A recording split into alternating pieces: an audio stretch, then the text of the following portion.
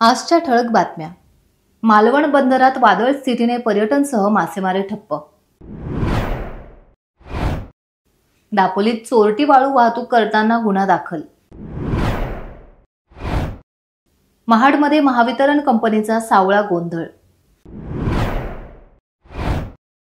वंचित बहुजन आघाडीचे दापोली पोलिसात निवेदन. अलिबाग रोहा रस्त्यावरील खड्डे लोकवर्गणी काढून शिवसेना भरणार. अरबी समुद्रात निर्माण झालेल्या वादळी स्थितीमुळे मालवणसह जिल्ह्याच्या किनारपट्टीवर जोरदार वाऱ्यासह पाऊस कोसळत असून समुद्रही खवळलेला आहे. यामुळे गेल्या आठवडाभर मालवणमधील मासेमारीसह किल्ले सिंधुदुर्ग होडी सेवा, वॉटर स्पोर्ट्स आणि इतर पर्यटन व्यवसाय ठप्प झाला असून किनारपट्टीवर शुकशुकाट पसरलाय. दिवाळी सुट्टीनिमित्त मालवणात येणाऱ्या पर्यटकांचा हिरमोड होत आहे. अजून काही दिवस ही वादळी स्थिती राहणार असल्याने प्रशासनही सतर्क बनले असून मालवण बंदरात लावलेला 3 नंबरचा बावटा अजूनही कायम आहे. मत्स्य आणि बंदर विभागाकडून मच्छीमार तसेच सागरी पर्यटन व्यावसायिकांना समुद्रात न जाण्याच्या सूचना देण्यात आल्या आहेत. ऐन हंगामात मासेमारी आणि पर्यटन ठप्प झाल्याने मच्छीमार आणि पर्यटन व्यावसायिकांचे मोठे नुकसान झाले असून शासनाने मदत करावी अशी मागणी मच्छीमार आणि पर्यटन व्यावसायिक यांच्याकडून होत आहे. नमस्कार, मी महेश पोंडे.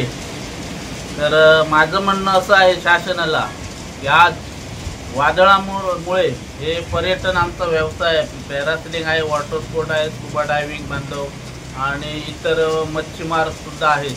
त्यांचे सर्व व्यवसाय आता बंद झालेले आहेत. तर शासनाने आम्हा मच्छीमार आणि पर्यटन व्यवसायाला काहीतरी पॅकेज म्हणून निधी उपलब्ध करून द्यावा, जेणेकरून मच्छीमार आणि पर्यटन व्यावसायिक यांचा उदरनिर्वाह चालेल. आणि ते आता पाहिलं गेलं असेल तर पर्यटन व्यवसाय म्हटल्यानंतर लाखो रुपयांची इन्व्हेस्टमेंट होते. म्हणजे पॅरासेलिंग घ्यायला गेलं तर आता सध्याच्या घडीला पॅरासेलिंग एक घ्यायला गेलं तर 1 कोटी त्याची किंमत आहे आणि वॉटर स्पोर्ट करायला गेलं तर 50-60 लाख रुपये किंमत आहे. तर सध्या आम्ही कर्ज काढून पॅरासेलिंग वॉटर स्पोर्ट घेतलेले आहेत. तर त्याचे हप्ते भरण्यासाठी सध्या आमच्याकडे पैसे नाही आहेत. तरी पण शासनाने जे पर्यटक आलेले ते पर्यटक सुद्धा गेलेले आहेत. त्याच्यामुळे आमचा व्यवसाय ठप्प झाल्यामुळे शासनाने आम्हा पर्यटन व्यवसाय आणि मच्छीमारावर लक्ष द्यावं गरजेचं आहे. रश्मी रोगे, तांडी मालवण. आज हे जी काय वादळ सदृश स्थिती निर्माण झाली आहे त्याच्या अनुषंगाने आमच्या पर्यटन आणि मासेमारी या दोन्ही व्यवसायांवरती बऱ्यापैकी परिणाम झाला आहे. आज आमची मासेमारी मुबलक प्रमाणाची चालू होती. जे आमच्या मासेमारीवरती LED सारखं जे संकट होतंच, परंतु आता हे वादळ सदृश संकट आलं आहे. त्यात आमचा श्रमिक मच्छीमार हा पूर्णतः हतबल झाला आहे. आणि शासनाजवळ काही ना काही आपल्या अपेक्षा आम्ही ठेवून आहोत की काही ना काही शासनाकडून आम्हाला मिळेल. त्याचप्रमाणे आमचं पर्यटन आहे. बऱ्यापैकी पर्यटक आले होते, परंतु तो सुद्धा आमचा धंदा होऊ शकला नाही. कारण बरेचसे आज मच्छीमार हे पूरक व्यवसाय म्हणून पर्यटनाजवळ वळलेले आहेत. आणि आज तो सुद्धा व्यवसाय ठप्प झाल्यामुळे बँकेचे कर्ज काढून ज्याने व्यवसाय चालू केले त्याच्या हप्त्याची त्यांना त्रास सतावतो आहे. त्यानंतर रूम आमचे कोणी काढले होते त्यांचा हप्ता भरण्यासाठी सतावतात. म्हणजे अशा अनेक समस्या, जेणेकरून आता तरी सरकार आमच्याजवळ लक्ष देईल का याचा आम्ही शोध घेत आहोत. दापोली तालुक्यातील महसूल विभागाच्या पथकाने चोरट्या वाळूची वाहतूक केल्याप्रकरणी 2 घटनेत डंपर चालक आणि मालक यांच्या विरोधात दापोली पोलीस ठाण्यात संशयितांविरुद्ध गुन्हा दाखल केलाय.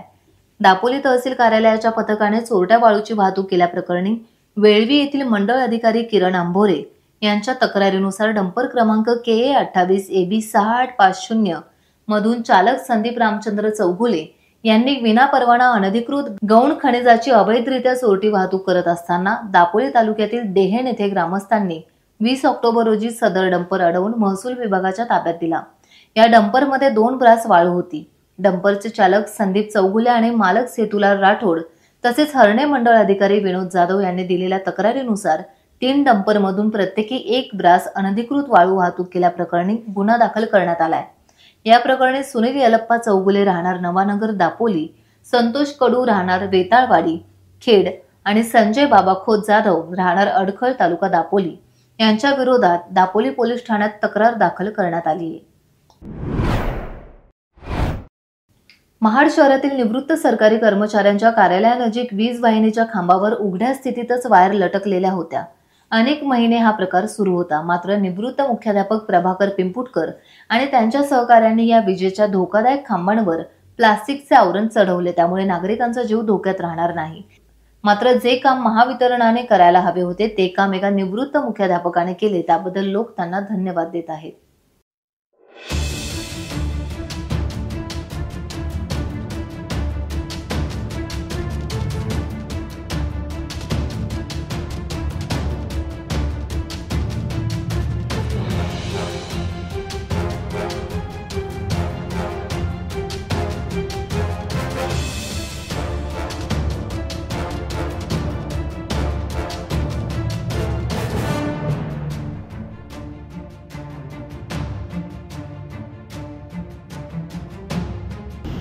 मी प्रभाकर मार्तंड पिंपुटकर, सेवानिवृत्त मुख्याध्यापक. मी ब्राह्मण सभा हॉल जवळ राहत असून त्या जवळच एस कुमार सायबर कॅफे हा सायबर कॅफे असून तिथे सेवानिवृत्त रिटायर माणसांची, त्याचप्रमाणे लाडक्या बहिणींचे विविध फॉर्म भरण्यासाठी नेहमीच जाळे सुरू असते. तिथे जवळच असणाऱ्या लाईटच्या पोलवरील अत्यंत धोकादायक अवस्थेत वायर्स अनेक महिने उघड्या होत्या.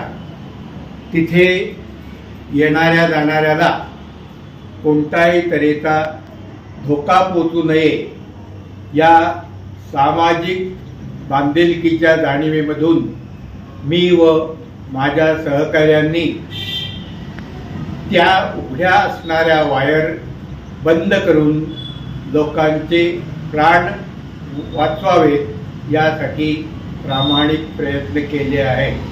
या गंभीर प्रश्नाकडे संबंधित शासकीय कार्यालयाने व महाराष्ट्र राज्य वीज वितरण कंपनीच्या संबंधित अधिकाऱ्यांनी त्वरित दखल घेऊन योग्य ती कारवाई करावी. अन्यथा या संदर्भात जनतेला सदर धोका लक्षात घेऊन आंदोलन करावे लागेल. वंचित बहुजन आघाडीचे राष्ट्रीय अध्यक्ष प्रकाश यशवंतराव आंबेडकर यांच्याविषयी राजकारण विदर्भाचे या फेसबुक पोस्टवरून त्यांची बदनामी करण्यात आल्याचे म्हणणे मांडत दापोलीतील वंचित बहुजन विकास आघाडी शाखेतर्फे कायदेशीर कारवाई करण्याची मागणी करण्यात आली आहे. आक्षेपार्ह विधाने करून समाजामध्ये तेढ निर्माण होईल असे कृत्य राजकारण विदर्भाचे संचालक यांनी केल्याचे त्यांचे म्हणणे आहे. याबाबत चौकशी होऊन प्रकरणाबाबत कारवाई करण्याची मागणी पवन धात्रे, मधुकर मरचंडे, अनंत जाधव, आनंद शेळक, तानाजी जाधव, विशाल आयरे, मुकुंद कासारे आदींनी केली आहे. विदर्भाचे राजकारण या नावाचे एका युट्यूबर्सने वंचित आघाडीचे नेते आमचे बाळासाहेब आंबेडकर यांच्याविषयी आक्षेपार्ह विधान केलेलं आहे. अर्थात आमची वंचित आघाडी सर्वांना शोषितांची, सर्वांची, महाराष्ट्रातल्या सर्व तळागाळातल्या माणसांची, देशातल्या सगळ्यांचे काम करत असते. मध्येच आमच्या नेत्यांनी RSSच्या कार्यालयावर जे न भूतो न भूविषयी असा मोर्चा, महामोर्चा काढला. अशा वेळेला आमच्या नेत्याविषयी विष पसरवण्याचं काम हे जातीवादी लोक करत आहेत, हे राजकारणी लोक करत आहेत. या गोष्टीचा सर्वप्रथम दापोली तालुक्याची वंचित आघाडीची आमची सर्व टीम आम्ही या गोष्टीचा निषेध करतोय आणि या युट्यूबरवर कार्यवाही व्हावी याच्यासाठी आम्ही माननीय पोलीस अधीक्षकांना दापोलीच्या यांना आम्ही निवेदन दिलेलं आहे आणि या निवेदनाच्या मार्फत त्या सदर युट्यूबर्सवर सख्तची सख्त कारवाई झाली पाहिजे अशी आम्ही मागणी करीत आहोत.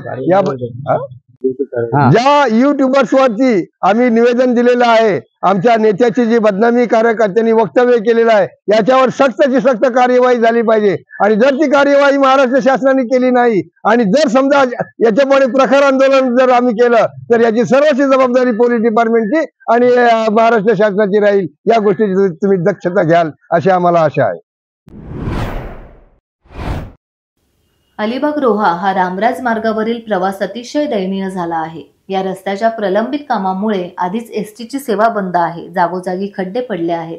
हे खड्डे 10 नोव्हेंबर पर्यंत भरले गेले नाही तर लोकवर्गणी काढून खड्डे भरू असा इशारा शिवसेनेचे अलिबाग तालुका प्रमुख अनंत गोंधळी, नेते सुरेश म्हात्रे आणि खानाव रामराज परिसरातील ग्रामस्थांनी सार्वजनिक बांधकाम विभागाच्या अभियंता मोनिका धायतडक यांना एका निवेदनातून दिला आहे. यावेळी बंद असलेली एसटीची सेवा, प्रवाशांचे, ग्रामस्थांचे होणारे हाल लक्षात घेऊन ग्रामस्थ आक्रमक झाले होते. जसंही फंड येईल तसं काम सुरू होईल. फंड आला ना अजून 6 महिने अजून खर्च असते. आणि काय जनतेने असंच राहायचं काय करणार. आणि मॅडम दुसरी गोष्ट एक आहे, तुम्ही हमेशा हे उत्तर मिळतो. आता कॉन्ट्रॅक्टर आम्हाला कळलंय, कॉन्ट्रॅक्टरकडे जो काम करतो त्याला पैसे मिळत नाही आणि ज्यांनी टेंडर घेतलेलं आहे त्यांनी बिल तुमच्याकडून काढलेलं आहे हे आम्हाला कळलेलं आहे. आणि कॉन्ट्रॅक्टर जो प्रत्यक्ष काम करतोय त्याला पैसे मिळाले नाहीत. म्हणून आम्ही तिकडच्या ग्रामस्थांनी निर्णय घेतलाय की आम्ही शासनाची कितीशेर वाट बघायची, म्हणून आम्ही स्वतः स्वखर्चाने गावागावातून वर्गणी काढून ते खड्डे बुजवायचा निर्णय केलाय. तुम्हाला आम्ही मुदत देतो 10 तारखेपर्यंत. तुम्ही जर केलं तर ठीक आहे, नाहीतर आम्ही एक दिवस गॅप करून 12 तारखेला आम्ही काम सुरू करू आणि त्या काम सुरू करण्याची तुमची परवानगी मिळाली असं आम्ही गृहीत धरू आणि तुम्ही निवेदन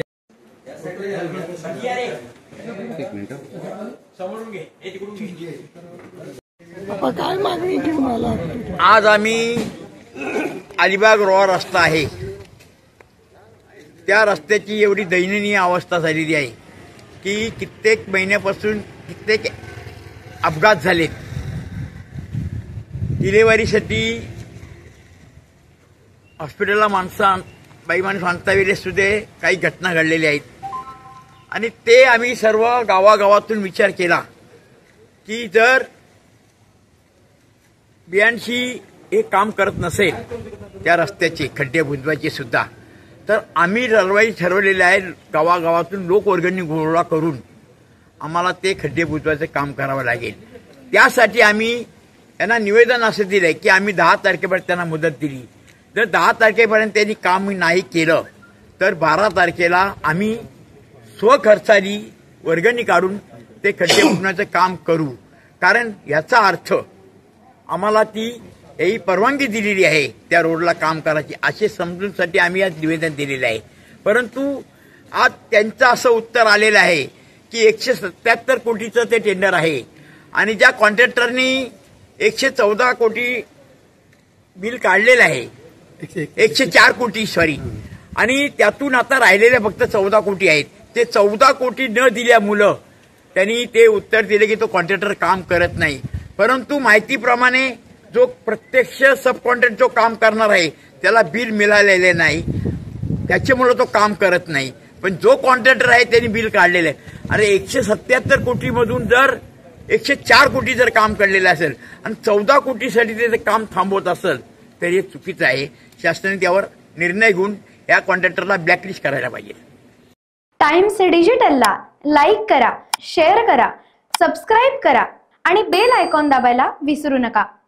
टाइम्स डिजिटल.